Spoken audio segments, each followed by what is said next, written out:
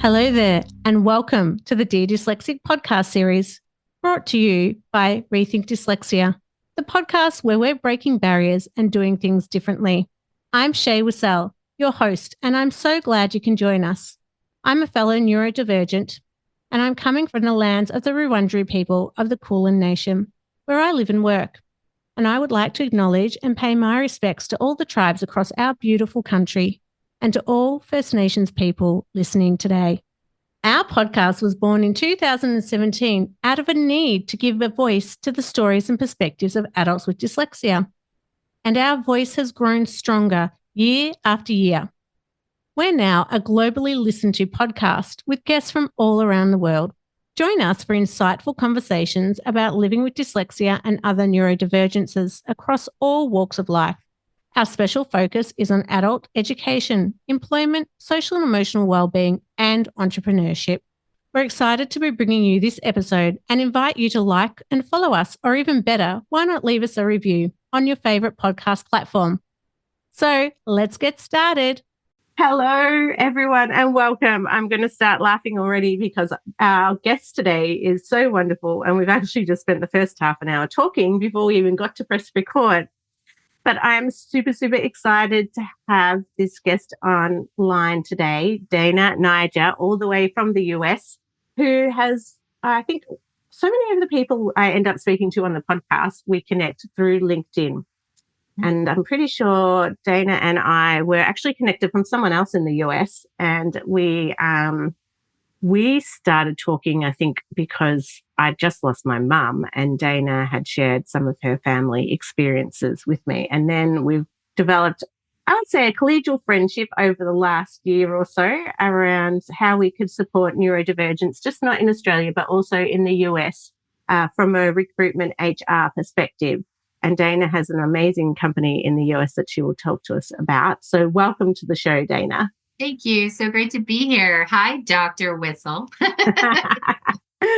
Thank you. Yes, it's about the title, nothing else. That's it. That's all it is. It's lovely to be here with you. I really appreciate you having me. It's. I feel like we should have recorded the first half of our conversation because we were having such a great chat about what we were going to talk about today. Yeah. And so I think it's really exciting to have this conversation with you because before we started recording, I was sharing with you that I'd just been up in New South Wales, so Sydney, talking to the water sector about their skills shortages and how they could be tapping into neurodivergent employees. So can you talk to us a little bit about how you work in this space and what you see are some of the challenges? Because here we're seeing this big skills work shortage at the moment. Is that reflecting in the US right now? It is, yes. It is, absolutely. So about 15 to 20% of the population in the world, but also in the United States, identifies as neurodivergent. And this includes the top 10% of people who are diagnosed with dyslexia, which I found interesting in the beginning of our relationship, you and me, Shae, because you were expressing to me that the numbers are actually statistics-wise very similar in Australia to the United States, where autism and ADHD are actually only 1 to 2% of the population, whereas dyslexia is a much higher percentage at 10%, which is also very similar here in the United States. And yet between the United States and Australia, there is very little being done to express all the different ways that HR teams and just people in general can help support the neurodivergent community. Yes, and I think that sometimes I feel that the US is so much further ahead in what you're doing compared you may feel that way, but compared to what we're doing. Yeah. But what have you seen? So a lot of your work is in the engineering kind of construction space. Yes. And so what are you seeing at the moment coming through in the neurodivergent with the neurodivergent lens at the moment? Yeah. So we are HIVE, like a beehive, talent acquisition firm, HIVE Talent Acquisition Firm out of Greater Metro Atlanta, Georgia in the United States. And we are HR consultants. We are Black-owned, woman-owned, minority-owned, a DBE and a government contractor. We are very proud of all of that. And we tend to work with small to medium-sized businesses, similarly labeled, that don't yet have internal HR or legal. And so we act as their HR director and talent director. And we come in, and one of the many things that we notice right away in most situations is there is a significant lack of training, a significant lack of understanding of the general employees and what they are either diagnosed with or undiagnosed with. Now, we don't cross lines and make people feel uncomfortable, right? Because legally, if someone does not choose to disclose, then that is their right, right? However, in the engineering space, and HIVE has a specialty in transportation engineering specific to roads, bridges, highways, traffic, infrastructure related engineers of civil engineering backgrounds, environmental engineering backgrounds, a few different ones there, geospatial, you name it, from that perspective. And also adjacent, like you mentioned, into construction and construction management, also utilities and utilities management, to include water and wastewater, for example. So a lot of the things that you actually touch on and just mentioned, we see on a daily basis. And so to answer the start of your question there, I would say there is a very unique gimmick, if you want to call it that. I don't really know what else to say. And there's probably a specific term that you can help me with as the expert, that we've noticed here in the United States from the perspective of within the community of neurodivergency, we see that there are two schools, a school where people are utilizing neurodivergency and possibly even over romanticizing it from a superpowers perspective. And these are great people that you need on your team because of this.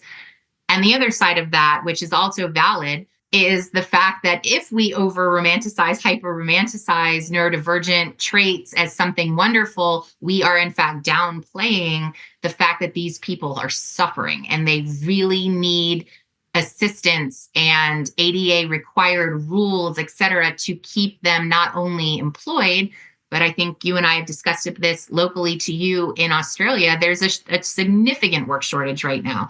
People are really suffering as far as the economy.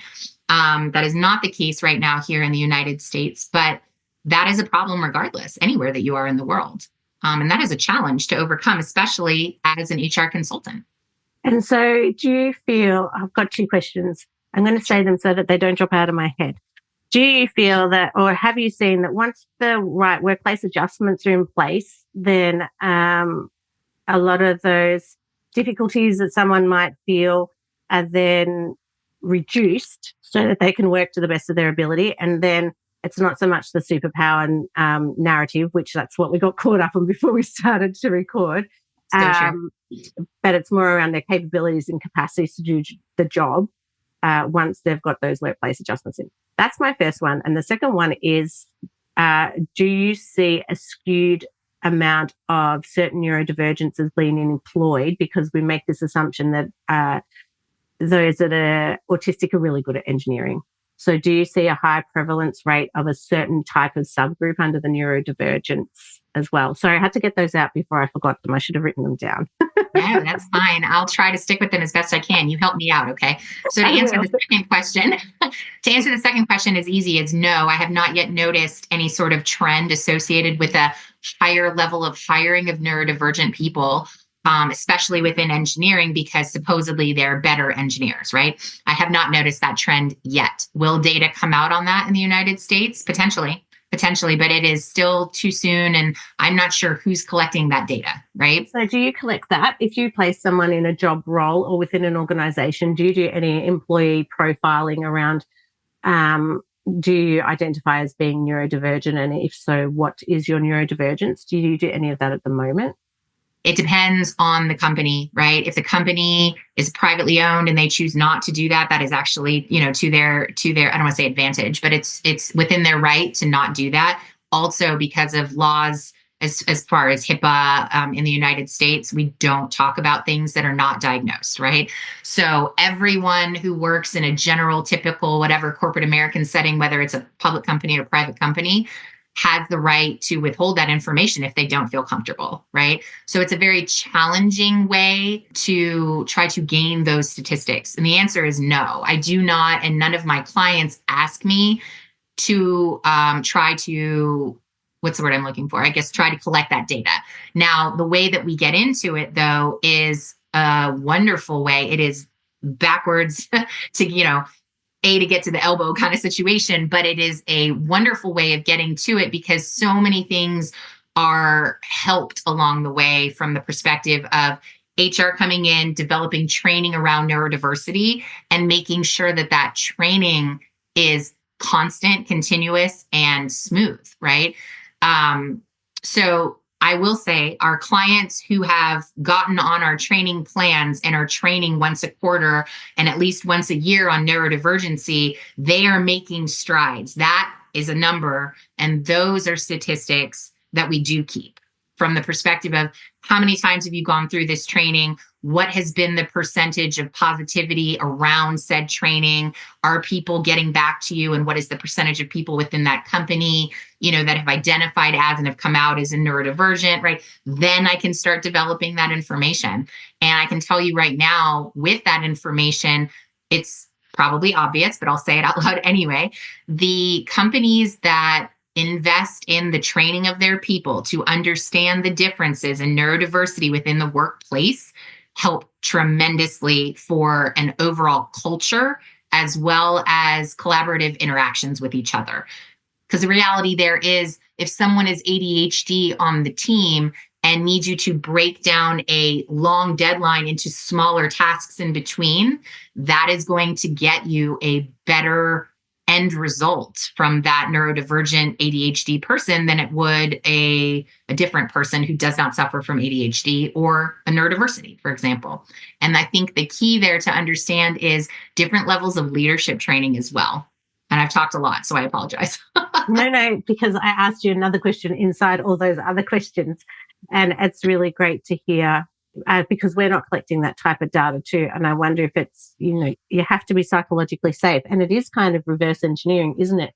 You need to go in and say, we know this is a problem. We don't feel we're a problem, but it's a problem the organization doesn't know that we're there as a starting point. And so then that problem has ramifications because then they don't know what type of support we need because we're not feeling psychologically safe to ask for that support.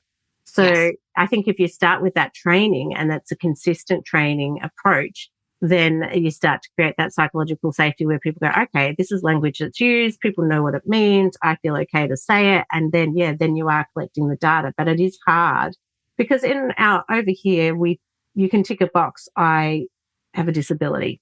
Right. Now, I have never in my life ticked that box to say during a recruitment process that I have a disability. And why? So, why wouldn't you do that out of curiosity? Tell everybody. Because I am terrified that I might lose my job within the first 6 months. So we have a probationary period where in the first 6 months you can be terminated regardless of anything and you're not protected. And so I've lost my job before because of my dyslexia. So I'm terrified of identifying straight away that I'm different, that I'm going to need support, because in interviews, I've actually said when they say, what are your strengths, what are your weaknesses? Such a silly question, really.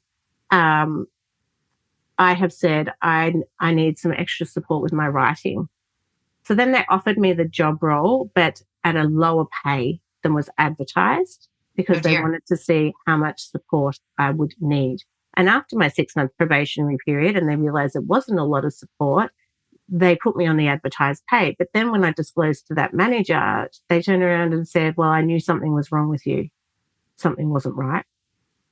See, these are all things legally that cannot be said in the United States, that you would absolutely have what's called an EEOC claim here and potentially a personal lawsuit. So these are all things that most smart, anyway, organizations within the United States would avoid like fire, right? Yeah, and they shouldn't be doing it here.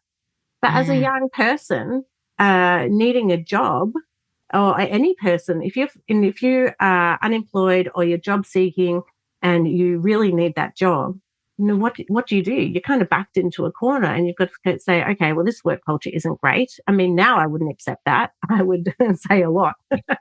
But I think at the time I was in my late 20s, early 30s. I had a mortgage of my own, so I needed this job. So I didn't really have a choice. I didn't feel I had a choice at the time. But you're right. And you could easily I shouldn't say easily, it's not easily to take an organisation to court, but there could be ramifications if you were to report that here as well. But it's very hard to demonstrate that it's been, discrimination. But so that's one of the reasons why I wouldn't tick a box or I would disclose in that first 6 months in a job when I was younger, because I wanted to make sure I secured that job role and that I wasn't treated differently for the wrong reasons. So the reality of what you just said, and that I also heard, is the numbers and statistics that we have out there now all over the world, not just in the US and not just in Australia, are clearly skewed and not accurate, because there are plenty of people out there who are not checking those boxes and have no intention of ever checking those boxes, right? And that's important to bring up. Well, that's what my research found. I think 38% wouldn't disclose, but in their working career within one job, they did not disclose at all because they did not feel safe. So when we did the sample, it was within their current role, would they be disclosing? But they all said within a job at a certain point in their career, they wouldn't tell anyone and they would hide it.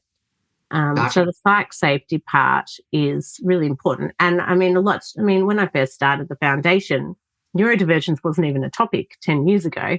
And True. now, now I would feel much better to say I'm dyslexic, maybe not in a job interview still, but it's a bit hard for me now. I'm extremely exposed.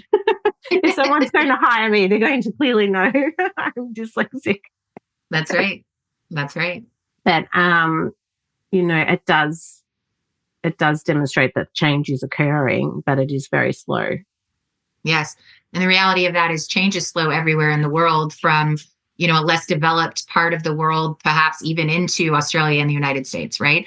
And I think one of the challenges that neurodivergent groups face in the work environment is just what you said, the culture, the aspect, how long it takes to make change. And I hate to say this, but change is coming. It is just, in fact, slow. People like you are doing great work. When we can partner internationally with people like me and others out there to get the word out, to express how important this information is, but also training on this information, that's going to be key. It's going to be important to get all the different size companies out there, from solopreneurs all the way into, 24,000 plus employee type, large multinational, companies, to understand that constant and consistent training of your people is going to develop a culture of humans who are accepting of others, right? And wanting to make people feel welcome regardless of what they suffer from or don't suffer from, for that matter. I'm kind of tired of the whole trend or fad of things popping up and people delving into it, but then nothing really changing, right? And I'm sure you are as well. It would be great if neurodivergencies actually became a trend so that people could feel more comfortable, and around the world there could be groups, not just on Facebook, but, all kinds of social media and all kinds of LinkedIn and networking type, groups where neurodivergent people can get together and help each other feel supported. But at the same time, do you feel comfortable in this day and age with that sort of exposure, right? Does it affect your work environment or future work environments, for that matter? And that is the problem that we are running into in human resources. It's quick to be able to do a Google search on someone before, for example, a hiring, right? The pre-onboarding. And you Google search them and you find all these terrible things on their social media, to include, and air quotes, right? Oh, they look like they might be, or they're identifying as neurodivergent. Well, I can't hire that person now. I mean, that happens every day. Yeah. It's disgusting, but it's out there. At Rethink Dyslexia, we are doing things differently. As a global leader in creating inclusive environments for adults with dyslexia, our commitment is to provide individuals with opportunities to live healthier, happier, and more connected lives. Through our range of tailored services, including coaching, learning and development programs, consultancy, and training, we're helping dyslexic individuals, businesses, and organisations to better understand and support their dyslexic employees. So if you're looking for insights, inspiration, and expert advice on dyslexia and how you can provide inclusive practices and environments, then head to rethinkdyslexia.com to find out more or book your free consultation today. It is out there. And I mean, there are a lot of groups that I know for some dyslexics that, well, actually, a lot of dyslexics that contact me, I say, oh, we've got a closed Facebook group. I don't do Facebook. And a lot of them won't do it because of the repercussions of not being able to read and write properly. But yes, that's why, it took me years. I don't even know if I actually say directly I am dyslexic on my LinkedIn page. I mean, it's very obvious, but I don't know. I might say I have lived experience now, but I never used to. But there was another point you made, and I should have written it down.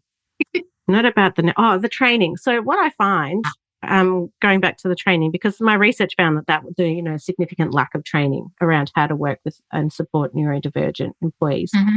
But what I find is I go into meetings and we have these great conversations, and then at the end they say, so we have no budget, but can you come and do this for free? So how do we start to encourage or inspire organizations that if you see there's a problem, whether it's work skill shortage, whether, your retention issues you're having retention issues with your employees, mm-hmm. you've got a problem, or you don't know your staffing profile. So you've got this workplace problem, and then you're made aware of what that problem is, but then you say, oh, that's great. Well, I don't have the money, but could you please come and do it for free? The amount of people that ask me to come and do stuff for free for them, and not just do it for free, but record it. So they've got it recorded so that they can use it as training. How do we get organizations to actually value the type of work that we're trying to do to see that this is actually going to make a positive impact in your workplace? Yeah, no, I agree with you. And I'll say it now. So for the whole world, right? Every organization out there should have a budget associated with training. This should be the new age that we step into. And whether that budget is associated with HR or accounting or wherever you want it to come from, right? There should be a budget set aside. And you should have a significant amount of money in that training, depending on how many people you have in your company, right?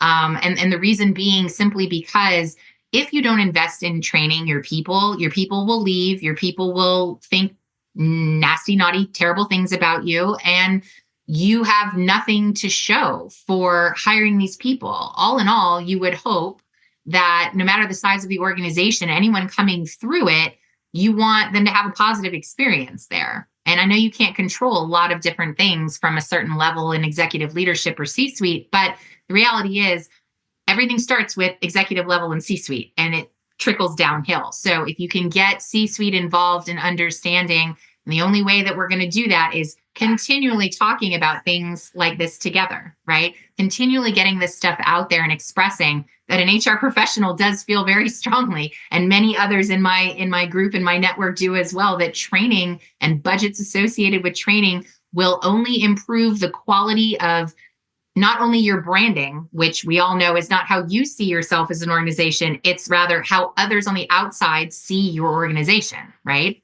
And this is all a major time investment as well. So it's not just money, it's also the time investment. And change does not happen overnight. Unfortunately, you and I were kind of laughing about that in our pre-conversation from the perspective of, well, how long has it taken for you to, identify this problem and then develop this data? Well, my entire career, right? And I've been doing this for over 20 years now. Now I've only owned my own HR consulting firm for 8, but regardless, within that 8 years of experience, my business partner and I have definitely come to the conclusion and have real data on the significance of training and what it brings to a culture, the value add to individual employees and teams and collaboration. And let's be honest, with the generations after Generation X, and I mean zero disrespect by this, but millennials, zennials, and alphas, we have now recorded the most anxiety-ridden human beings ever so far in life in our world. And it's probably not going to be getting any better anytime soon. These people need help and support to feel psychologically safe in their work environments, as you so eloquently said earlier. And part of that is going to come from training. And the trainings that are necessary these days are all the different levels of leadership training, which includes the operational backgrounds in various sized companies, but also leadership training for new leaders. There's so many new leaders out there who say the same thing all the day, every day. I can tell you, and you'll laugh, and we've laughed already. I want to lead people, I want to manage. Well, that's great that you want that title and that money, but are you willing to put in the time and effort to actually manage people? Because it's not just telling people what to do at all, right? And to be a great leader these days, we have to not be control freaks and allow others to take control of their own projects, right? And come up with their own ideas and execute them. In turn, we have to be there for conflict resolution, which is incredibly challenging for a lot of people. And the idea of conflict alone or confrontation these days, especially with all of this anxiety, is unheard of. People are like, nope, I don't want to do that. So I think that answers your question. And the budget should come and should become a thing soon, hopefully. Yes, hopefully. And I mean, in Australia, we're lucky we've got the job access funds. And so that's normally our opening into organizations. But it takes a couple of conversations for them to understand the concept that they're able to utilize funds to help with training and one-on-one support for a neurodivergent employee, and that we can deliver and support that for them. And that they can pool that funding if they've got a lot of neurodivergence to do real big pieces of important work.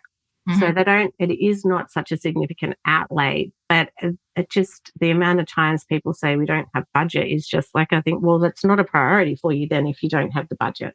That is correct. It's definitely not a priority if you're not prioritizing budgeting for training, right? And I do think that's going to be the new budget item that people are going to be spending more time on.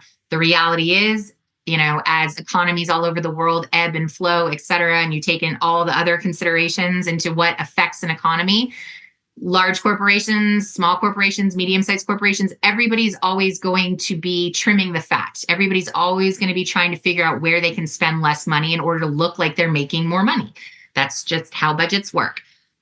If you take into consideration the size of your company and realize that a training budget is going to be necessary for all the internal problems that you're having, you won't have as many problems moving forward. Granted, it'll probably take you 5 to 10 years to make that transition, but haven't you already invested enough? Aren't you willing to, right? So it's a logic problem and probably a little bit of a cultural problem, depending on the country and the region of the world that you're in.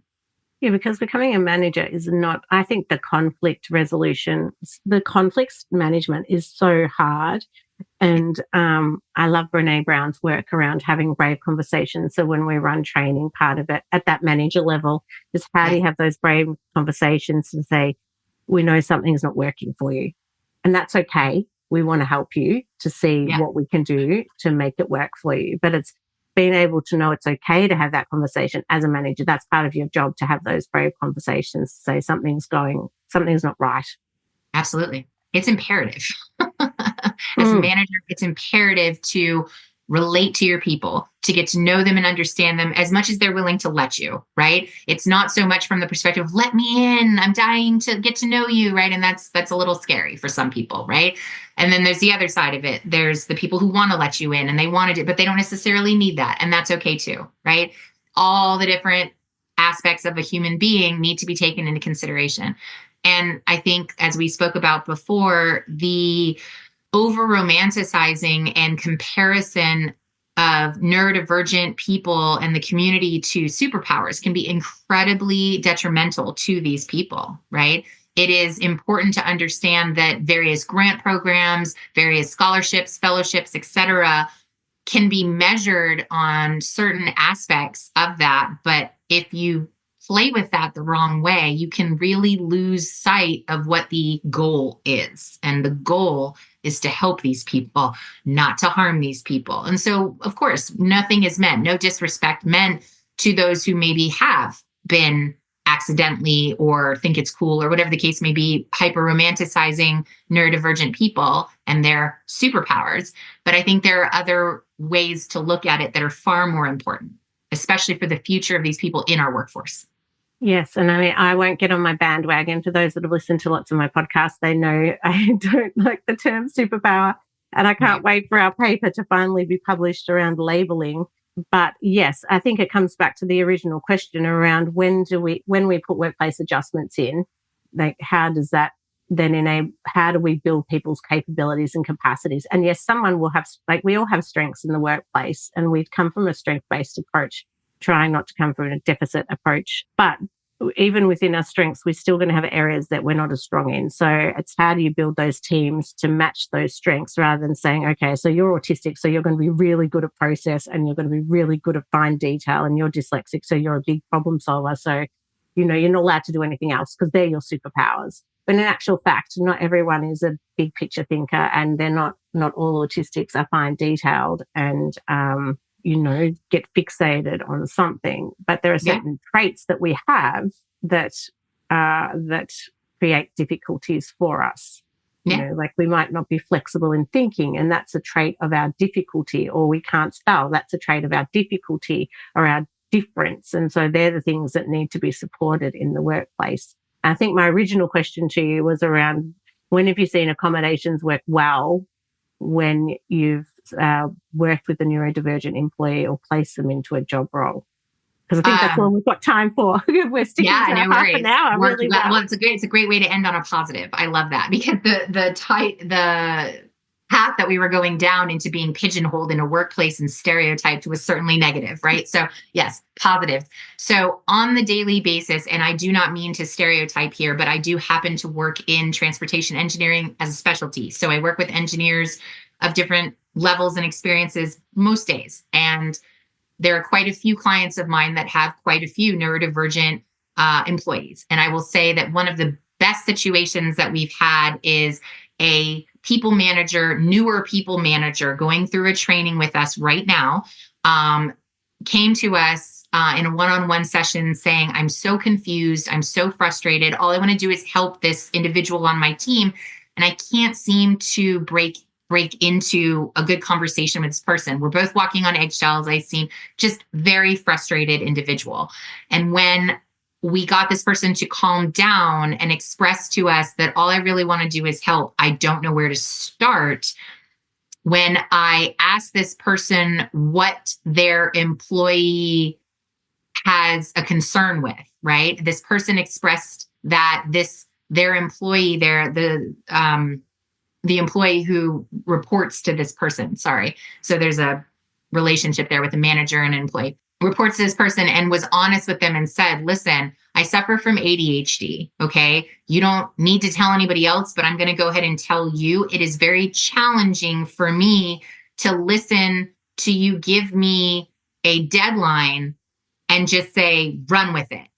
For me, when I get up in the morning and I make a cup of coffee, you might be thinking, oh, okay, it's a task. I've made a cup of coffee. But for me, I have to go downstairs. I have to open the cabinet. I have to pick my mug. I have to make my coffee, pick my creamer, mix the creamer in. And this is how this person explained this to their manager. And the manager, they said, was just very overwhelmed by all of that, right? That was anxiety that this person did not understand. And so they brought it to us in a training session and said, I probably overwhelmed this person because they were dragging me through their anxiety, is how this person felt. So we explained, you're right. They had a moment, a vulnerable moment where they were explaining something to you. And because you don't suffer from that kind of anxiety, you now understand what that feels like. It's my heart wrenched. And I said, you got a little tight in the chest? Yeah. I said, I understand. I too actually have struggled and worked very hard my entire career to understand people who suffer from anxieties, because I really don't. I never have, right? I haven't taken any medications for that. I've never been diagnosed with any of that. So empathy is the most important tool there. And this person expressed empathy by coming to us and saying, help me help my employee. The way that we helped is we expressed to this person with ADHD, the fastest way to be able to bond with someone is, instead of just giving a deadline and saying this is due then, good luck with the project, you break the project down into teeny tiny wins along the way, much smaller details, right? It's not, we have a project on a road, it's due March 31st, go. It's, we have a project on a road. It's due March 31st. I want to meet with you 3 times in between. And this is what I'm going to expect with each meeting. You may even have to break it down smaller than that. And you may have to express within the first meeting, we're going to do this, this, this, and this. So prior to that, you're going to want to have this, this, this, and this ready to go. Now, that may seem to some people like you're literally doing their work for them. You're not. You're not doing the work. You're developing a plan. And internally, what's happening there is you two are bonding. You may not realize it in that moment, but that collaborative aspect of you breaking down the overall deadline into much smaller deadlines and thus providing this ADHD employee little wins along the way helps increase their positivity, helps increase how they feel generally in life and that they are positively affecting others. And also, by giving someone little wins is positive reinforcement, right? Which every single one of us needs, let's be honest, as a human. And I think it's that reward for some people with ADHD, that little dopamine hit of a reward. Yes, I've ticked that off. Even if it's a list, yes, I've ticked that off. And that dopamine is part of what helps them to keep going and help stay focused. So that's a really great strategy for people that are listening. I think it's great timing that we need to wrap up because all of a sudden there's drilling outside my house. Oh my goodness. Okay. If you didn't hear it, that's good. I honestly can't, but I did see that you muted and I was like, it must be raining really hard or something. Well, the rain was starting to come down. I'm like, I don't want to mute that because it's such a nice sound when you haven't had it. And it's so bad because up north of Australia, they've had major floods and cyclones for the last couple of months. And then we've had bushfires, not as bad as we normally do though, but it still has been traumatic for some communities. So to have some rain, it's like, yes, because the garden is dying and we don't like to water the garden, like the more established garden, because we don't want to be wasteful. And my husband works in water. So we make sure, we're very water conscious. So it's nice to hear some rain. But I think that was a really positive way to end because I know that we could probably have a series of conversations around how we can support individuals that are neurodivergent. And then we're going to have you on our other podcast, The Hobo CEO, to talk about your book and all the wonderful things you do as a woman in business. And so that's a whole different story. But for those that are listening, I hope you've enjoyed this conversation. It's one that we're hoping to have more and more of around HR and workforce solutions as well. And if you want to learn more about Dana and all her work, you'll find out more about her on the website. And stay tuned for the Hobo CEO podcast, where we'll have Dana on to talk about her book and a whole different side to us both, I think, a more personal side, I think, rather than just professional around business development. So thank you, Dana. I'm so glad we've finally been able to catch up. It's been a long time. And stay well in the US. And for everyone listening, thanks for listening, and we'll talk to you soon. If you haven't done so already, make sure you sign up to our mailing list so you can keep up to date with everything we are doing at Rethink Dyslexia. So head to rethinkdyslexia.com.au. And don't forget, if there's anything you heard today that was distressing, you can contact Lifeline on 13 11 14 or BeyondBlue on 1300 22 46 36. Thanks for listening and bye for now.